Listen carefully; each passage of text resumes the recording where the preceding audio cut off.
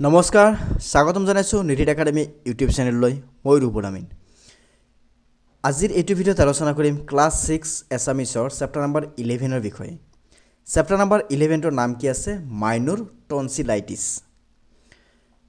তো question number 1ত কি দিয়া আছে যে সদায় দাঁত মুখ কিয় পৰিষ্কাৰ কৰি ধুব লাগে ওকে কিন্তু বীজাণুৱে বাহ লোৱাৰ সম্ভাৱনা নথকাৰ বাবে ইয়াতে কৈছে সদায় দাঁত মুখ কিয় পৰিষ্কাৰ কৰি এতে খুব লাগে নহয় ধুব লাগে যে বীজাণুৱে বাহ লোৱাৰ সম্ভাৱনা থকাৰ বাবে 2 নম্বৰ কি কৈছে মন্টি আৰু জন্টি মনটো কিয় বেয়া লাগিছিল মাইনৰ জ্বৰ আৰু ডিঙিৰ বিষ হোৱাৰ বাবে তুমি ওপৰৰ উত্তৰটো কিয় শুদ্ধ বুলি বাছি ললা সহপাঠীৰ লগত আলোচনা কৰা যে মাইনৰ জ্বৰ আৰু ডিঙিৰ বিষ হোৱাৰ বাবে এই শুদ্ধ উত্তৰটো বাছিলো কাৰণ পাঠখনত স্পষ্টকৈ কোৱা হৈছে যে মাইনু অসুস্থ হৈছিল তেওঁৰ জ্বৰ আছিল তেওঁৰ ডিঙিৰ বিষ আছিল এই কথা শুনি মন্টি আৰু জন্টিৰ মনটো বৰ বেয়া লাগিছিল হিয়তে মাইনুৰ হৈতে খেলিবলৈ পোৱা নাছিল আৰু তাই কষ্টত দুখী হৈছিল নাম্বাৰ 3 কি আছে তলত দিয়া শব্দবোৰৰ অৰ্থ মিলোৱা সাৰ্থক উদ্দেশ্য সিদ্ধি হোৱা বা সফল খুকাই মানে বস্তুৰ ওপৰৰ পৰা তৰপ গ্ৰন্থি মানে জীৱৰ কোষৰ পৰা হৰমন ওলোৱা অংশ আক্ৰান্ত মানে পীড়িত মানে বেমাৰ হৈ থকা যেটো সামনি মানে বৰকৈ মুখ মেলিব নোৱাৰা মেলাকৈ মৰা হাঁহি পটকটীয়া যে পটককৈ অতি কম সময়ৰ ভিতৰত বা লৰালৰিকে বাত বিষ মানে শৰীৰৰ জোৰা উখহা এবিধ ৰোগ মানে গাত বিষ থাকে যেটো এটো বাত বিষ তাৰ পিছত কি কৈছে তলত দিয়া প্ৰশ্নবোৰ উত্তৰ কোৱাৰো লিখা মাইনু স্কুললৈ কিয় যোৱা নাছিল কিয়নো মাইনু স্কুললৈ জ্বৰ আৰু ডিঙিৰ বিষৰ কাৰণে যোৱা নাছিল ঠাণ্ডা বস্তু খালে মাইনুৰ টনচিলৰ বিষ আৰু জ্বৰ বাঢ়ি যাব পাৰে বুলি ভাবি ডক্টৰে পেহিয়েকৰ মাইনুক ঠাণ্ডা পানী খাবলৈ মানা কৰিছিল যে মাইনুক ঠাণ্ডা পানী খাবলৈ কিয় মানা কৰিছিল যে ঠাণ্ডা বস্তু খালে মাইনুৰ টনচিলৰ বিষ আৰু জ্বৰ বাঢ়ি যাব পাৰে বুলি ভাবি ডক্টৰ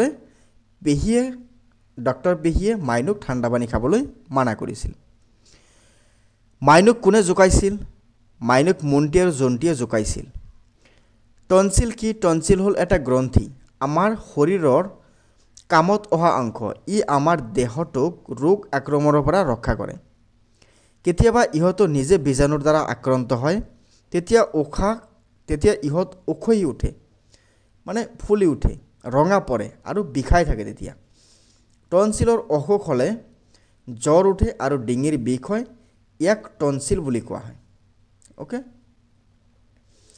নেক্সট নাম্বাৰ উঙত কি আছে টনচিলাইটিছ হোৱাৰ মূল কাৰণ কি যে মুখৰ ভিতৰখন পৰিষ্কাৰ নকৰা হাত পৰিষ্কাৰ নথকা বতাহত বীজাণু সংক্ৰমণ সম্ভাৱনা হোৱা এই অসুখ হোৱাৰ মুখ্য কাৰণ গতিকে পুৱা গধূলি সদায় দাঁত মুখ পৰিষ্কাৰকৈ ধুব লাগে আৰু হাত পৰিষ্কাৰকৈ ৰাখিব লাগে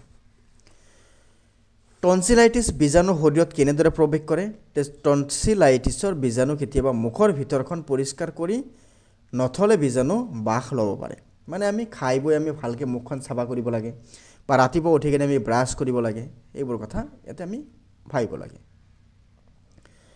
তলত দিয়া প্ৰশ্নবোৰ আলোচনা কৰিব দিছে যে টনচিলাইটিছ হ'লে আমাৰ শৰীৰত কি লক্ষণে দেখা দিয়ে যে টনচিলাইটিছ হ'লে আমাৰ শৰীৰত লক্ষণে দেখা দিয়ে জ্বৰ আৰু ডিঙিৰ বিষ টনচিলাইটিছৰ পৰা হাত সাৰি থাকিবলৈ আমি কেনে ধৰণৰ সাৱধানতা ল'ব লাগে যে টনচিলাইটিছৰ পৰা হাত সাৰিবলৈ আমি বিভিন্ন ধৰণৰ সাৱধানতা ল'ব লাগে যেনে পুৱা গধূলি সদায় দাঁত মুখ পৰিষ্কাৰকৈ ধুব লাগে হাত পৰিষ্কাৰকৈ ৰাখিব লাগে আৰু ঠাণ্ডা বস্তু খোৱা নিষেধ কৰিব লাগে তাৰ পিছত 6 নম্বৰত কি আছে কোনে কাক কিয় কৈছিল লিখা তোমালোকে মাইনুক কিয় জোকাইছা ডাক্তৰ পেহিয়ে মন্টি আৰু জন্টিক কৈছিল কাৰণ মাইনুক জোকোৱা বেয়া বুলি কৈছিল মাইনুৰ টনচিল দুটা কেতিয়া কাটিবা জন্টিয়ে ডাক্তৰ পেহী কৈছিল কাৰণ মাইনুৱে ডাক্তৰ পেহীৰ দ্বাৰা দিয়া টনচিল কাটি পেলোৱাৰ ব্যাখ্যা মনোযোগৰ সহকাৰে শুনি থকা নাছিল তাৰ পিছত চোৱা কি কৈছে ঘ নম্বৰত যে টনচিলাইটিছ হ'ল পনীয়া আহাৰ খাব লাগে ডাক্তৰ পেহিয়ে মন্টিক কৈছিল কাৰণ তেওঁ টনচিলাইটিছৰ লক্ষণ আৰু সাৱধানতা বুজাই মুখ পৰিষ্কাৰ কৰি ৰখা আৰু স্বাস্থ্যসন্মত অভ্যাসৰ ওপৰত গুৰুত্ব আৰোপ কৰি এই উপদেশ দিছিল। নাম্বাৰ 7ত কি আছে? নাম্বাৰ 7ত দিয়া আছে যিহেতু পাঠটোৰ যুক্তাক্ষৰযুক্ত শব্দবোৰ বিচাৰি উলিয়াই তলত দিয়া তালিকাখন পূৰ কৰা আৰু লগতে যুক্তাক্ষৰত কি কি বৰ্ণ যোগ হৈ আছে তাক ভাঙি দেখুওৱা। শব্দ ইয়াতে স্কুল, ইয়াতে যুক্তাক্ষৰ কি আছে? স্কো, তাৰমানে হ আৰু কি আছে? দন্ত হ আৰু কি আছে? ক আছে। তেনেকৈ আক্ৰান্ত এনেকৈ ভাঙি দিয়া হৈছে। বিদ্যালয়, অসম্ভৱ, পথখৰ, অধ্যয়ন, চিকিৎসা, সৃষ্টি। তোমালোকে এইখিনি লিখি ল'বা। আৰু যদি এইটো PDF লাগে তেতিয়াহ'লে তোমালোকে গমে পোৱা, আছামিজ মিডিয়াম ৱেবছাইটত গ'লে তোমালোকে এইটো PDF পাই যাবা। নেক্সট কি আছে? তলত দিয়া দফা দুটাৰ উপযুক্ত স্থানত জ্যোতিচিহ্ন বহুৱা আৰু পঢ়া। বীজাণুৱে আমাৰ উশাহত ভিতৰত সোমায় আৰু কেতিয়াবা মুখখন পৰিষ্কাৰ কৰি নথ'লে বীজাণুৱে বাস ল'ব পাৰে। গতিকে পুৱা গধূলি সদায় দাঁত মুখ পৰিষ্কাৰকৈ ধুব লাগে। টনচিলাইটিছ হ'লে ডিঙিৰ ভিতৰখন বিষাই, যিকোনো বস্তু খালে ডিঙিত লাগি ধৰা যেন লাগে, জ্বৰ থাকে, শুকাই, কাহ হয়, জিভাখন বগা চামনিও পৰিব পাৰে, মুখ গোন্ধায়। যে বীজাণুবোৰ আমাৰ উশাহৰ ভিতৰলৈ সোমায় আৰু কেতিয়াবা মুখৰ ভিতৰখন পৰিষ্কাৰ কৰি নথ'লেও বীজাণুবোৰে বাহ ল'ব পাৰে। গতিকে পুৱা গধূলি সদায় দাঁত মুখ পৰিষ্কাৰকৈ ধুব লাগে। টনচিলাইটিছ হ'ল ডিঙিৰ ভিতৰখন বিষায় আৰু যিকোনো বস্তু খালে ডিঙিত লাগি ধৰা যেন লাগে আৰু জ্বৰ থাকে, শুকান কাহ হয়, জিভাখনত বগা চামনি পৰিব পাৰে আৰু মুখখন গোন্ধায়।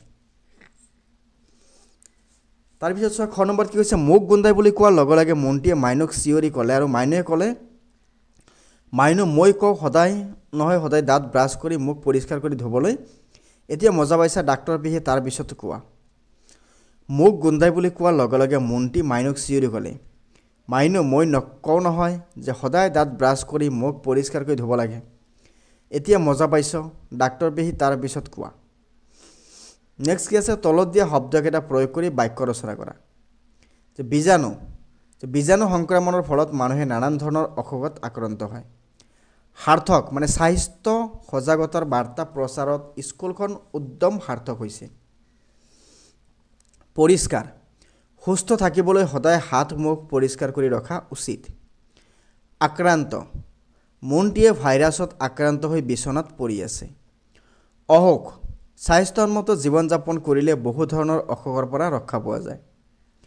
ঠাণ্ডা, টনচিলাইটিছ হ'লে ঠাণ্ডা পানী খাব নালাগে। তাৰপিছত চোৱা এইটো দিয়া আছে আমাক। এতিয়া চোৱা এইটোৰ ওপৰত আমি কি কৰিম?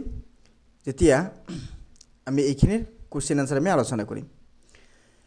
তো চোৱা ইয়াতে কি কৈছে? যে পথালিকৈ এবিধ সূক্ষ্ম অনুবীক্ষণ যন্ত্ৰৰ চাব পৰা জীৱ। তাৰপিছত কি আছে? তো চোৱা এইটো তোমালোকে চাব নালাগে, জাষ্ট এইটো চালেই হ'ল। এতিয়া কি আহিব? ভাইৰাছ, এইফালে কি আহিব? আইচক্ৰীম, এইফালে কি আছে? মৰম, এইফালে কি আছে? ধমকি, এইফালে কি আছে? বৰণ, এইফালে কি আছে? শৰীৰ, এইফালে কি আছে? জ্বৰ, এইফালে কি আছে? ৰঙা।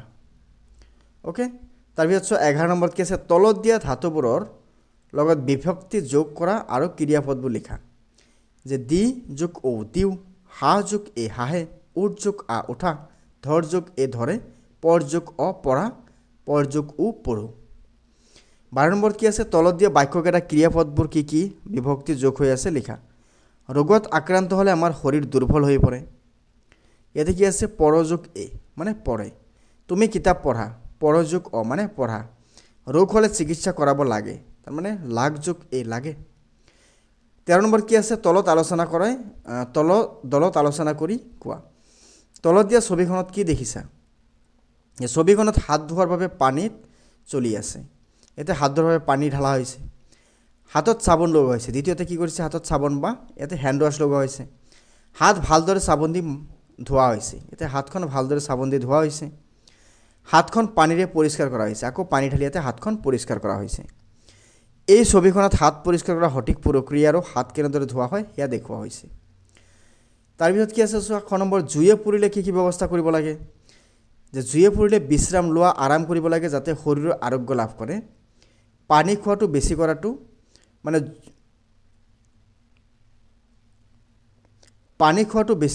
জ্বৰত শৰীৰত পানীৰ ঘটিত হয়, সেয়ে পৰ্যাপ্ত পানী খাব লাগে। ঔষধ সময়মতে খোৱা আৰু ডাক্তৰ প্ৰেছক্ৰিপশ্যন অনুসৰি ঔষধ খাব লাগে।